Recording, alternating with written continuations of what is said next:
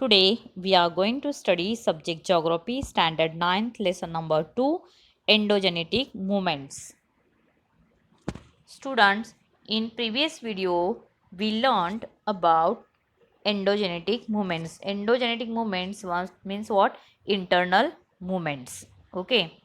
Due to internal movements, some landforms are formed on the surface of the earth. Means these slow movements are two types.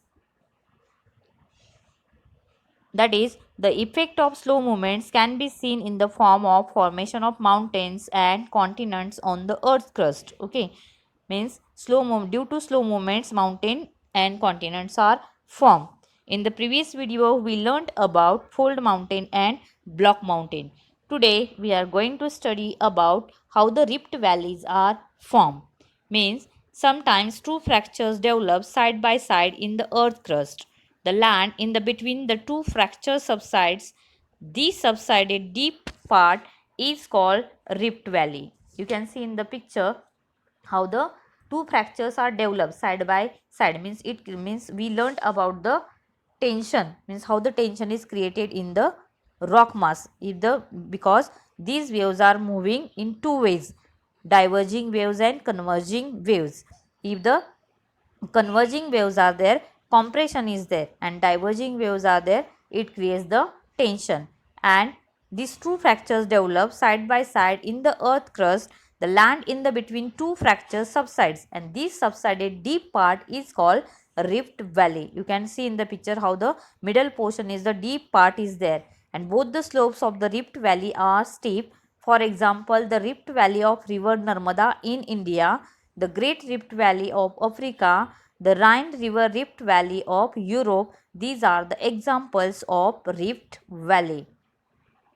See, next part is the continent building movement. Means we learned about the mountain building movements. Now we are going to study about continent building movements. These movements are also known as the epirogenic movements. Mountain building movements are known as orogenic movements, and continent building movements are known as the epirogenic movements. Now see how the different continents are formed on the surface of the earth. You can see the world map is given here.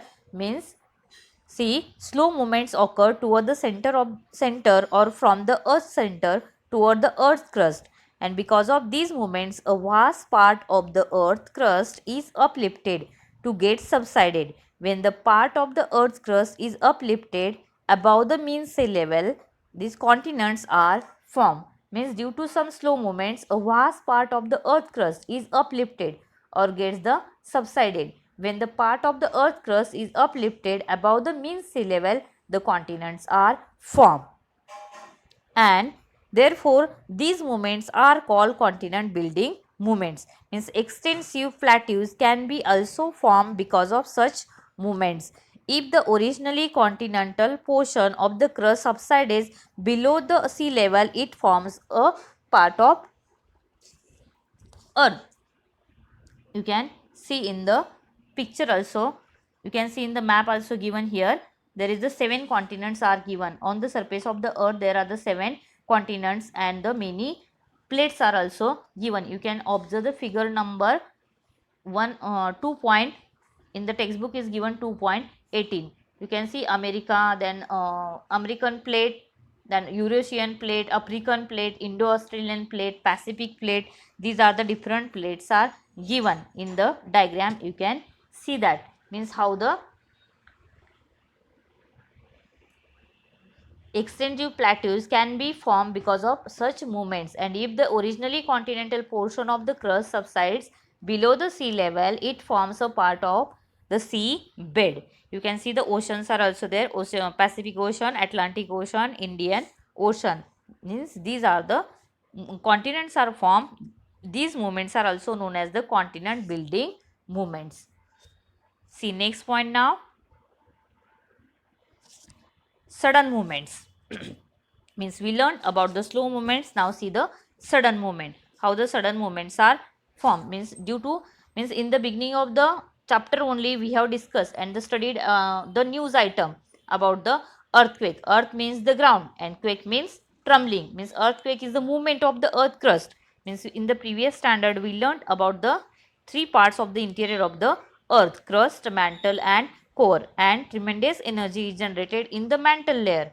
So that's why many changes are occur on the surface of the earth. And this earthquake means what? Because of the movements occurring in the interior of the earth, tremendous tension is created in the earth's crust, and when the tension goes beyond limits, the energy is released in the form of waves.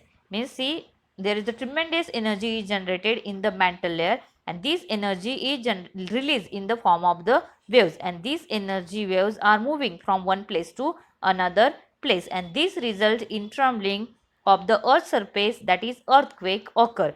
The magnitude of the earthquake is measured by Richter scale. See, the magnitude of the earthquake is measured by the Richter scale. This is the unit of the earthquake. See, next point is causes of earthquake. Moving of plates. This is one of causes of the earthquake. Means you learn that about the many plates are given there, and these plates are moving due to the earthquake. See, next is given colliding of plates. See that there is the collision of the plates are there. Means many plates are given: Nazca plate, Coco plate, Somali plate. You can see the figure number 2.18. World and earthquake and the volcanoes are given there. So you will get the idea what is the colliding of plates. Plates sliding one below the other. Sometimes during the earthquake, these are the plates are also sliding one below the other. Forming of fractures in a rock layers due to the tension in the interior of the earth. Fractures are also occur in the rock layers because of the tension is created in the rock mass. Occurring of volcanic eruption due to the earthquake. See, no, volcanic eruption is also occur. These are the causes of the earthquake.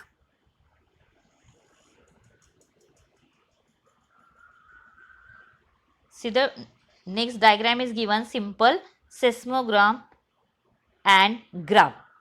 In the next video, we will learn about the focus and epicenter. Okay, see, now only we will see that focus and epicenter. What is the focus and what is the epicenter? Means during the earthquake, because of the movements occurring below the earth's surface, tension is created and it keeps on accumulating, and high energy is released at the place where this tension mounts up.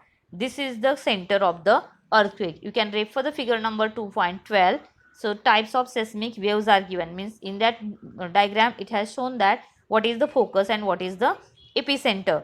Means what is the focus is there, that when the energy is released from the interior of the earth, that is a high energy is released at the place where this tension mounts up. This place is known as the focus of the earthquake. It is also known as the hypocenter. So energy waves scatter in all directions from this center, and the place on the earth's surface where these energy waves reach first is called epicenter of the earthquake, and it is the nearest place on the earth's surface from the focus, and it experiences the first tremor. The epicenter is a perpendicular to the focus. You can see the diagram is also seen that, and when this tension is released at the focus, this energy travel all directions. You can see in the diagram it is given here. See that black color dot is given. This is called the focus. Means from the when the energy released from this point only, this all the energy waves are scattered.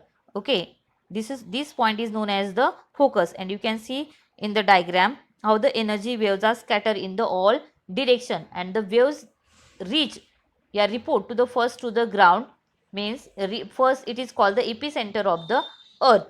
Okay, means here the place on the earth surface where these energy waves reach first is called the epicenter of the earthquake, and this is the it is the nearest place on the surface of the earth and focus, and it experiences the first tremor.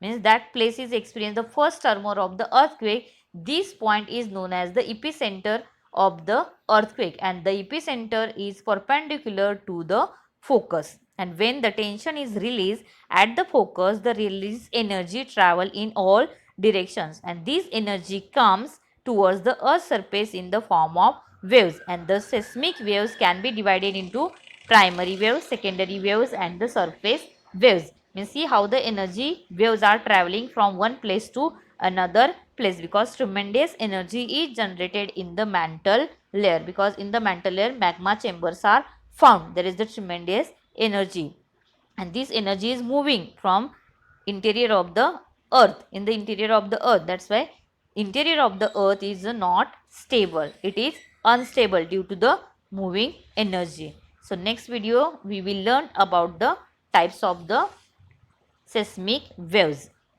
Thank you.